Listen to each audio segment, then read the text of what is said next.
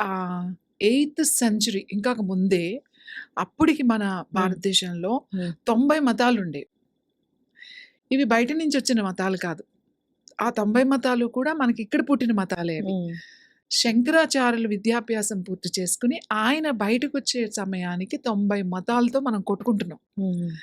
అప్పుడు ఆయన ఏం చేశారు అనంటే, ఉన్న దాన్ని ఒక దశనామి అని చెప్పేసి 10 గ్రూప్స్ కింద తయారు చేశారు. హ్మ్. అంటే 10 ఆకారాలమాట. హ్మ్. దశనామి అనేది కంప్లీట్‌గా ప్యూర్ వెజిటేరియన్ గ్రూప్స్ ఇవి. హ్మ్. ఆహ్, దాంట్లో కొన్ని గిరి అని, పర్వత అని, అరణ్య, ఆశ్రమ్, భారతి ఇలా కొన్ని ఒక్కో అకారాకి ఒక్కో పేరుంది. అన్నిటికన్నా ఇండియాలో పెద్ద అకార ఏది అనంటే వారణాసి.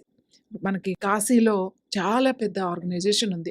ఫస్ట్‌లో దాన్ని భైరవి అని ఉండేది. హ్మ్. తర్వాత ఇప్పుడు పేరు మార్చారు. అయితే రీసెంట్‌గా అంటే మన ఆహ్, నరేంద్ర మోదీ గారు వచ్చిన తర్వాత వాళ్ళకేం చేశారంటే ఒకటి పర్మనెంట్‌గా హ్మ్. వాళ్ళందరూ ఉండడానికి ఒక చాలా పెద్ద అకార కన్‌స్ట్రక్షన్ చేసి వాళ్ళకిచ్చేశారు వాళ్ళు హ్మ్. ఉండడానికి.